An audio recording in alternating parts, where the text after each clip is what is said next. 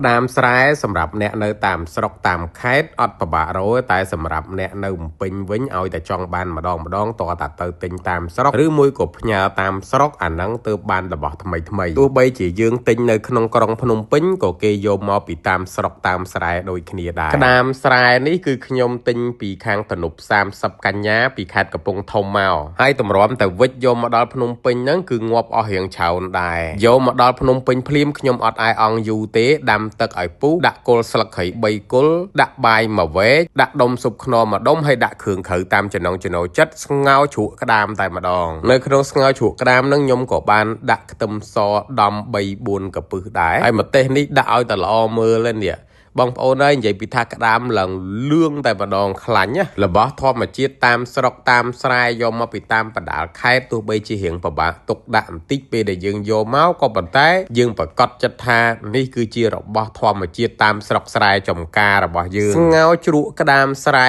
មួយឆ្នាំងនេះនិយាយពីថាបាយអស់មួយឆ្នាំងដោយអត់ដឹងទៅណាតែសម្រាប់ខ្ញុំអង្គុយតែហត់ទឹកជ្រក់វា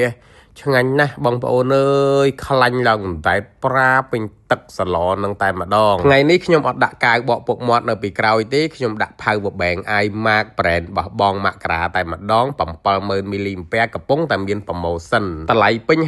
$55ខ្ញុំលក់នៅក្នុងតម្លៃ promotion ត្រឹមតែ$39តែប៉ុណ្ណោះបងប្អូនអាសាដាច់ភ្លើងបងប្អូនអាសាចុះតាមខេត្តចុះព្រៃបោះតង់អីហ្នឹងមាន Power Bank 70000 mAh របស់បងមករាតាមមកគ្រាប់វិញញាក់សាច់ផលិតផលរបស់បងមករាធានា3ខែសម្រាប់បងប្អូនដែលប្រើទៅខូចមានបញ្ហាយើងដូរថ្មីជូនអត់មានការជួសជុលទេ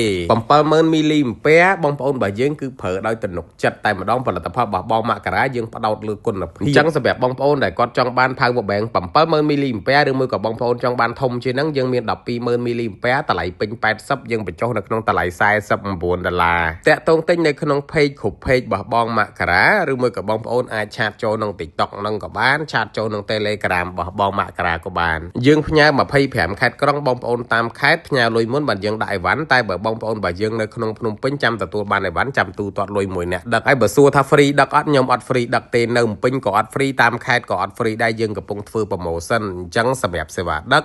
យើងអត់ free ជូនបងប្អូនទេតែបើពាក់ព័ន្ធជាមួយការធានាវិញបងប្អូនប្រើទៅ3ខែហ្នឹងបើថាមានបញ្ហាតាក់ទងមកខ្ញុំវិញខ្ញុំដូរថ្មីជូនតែម្ដងផលិតផល Power Bank brand iMark របស់បងមករាមានទំហំ70000 mAh តម្លៃពេញ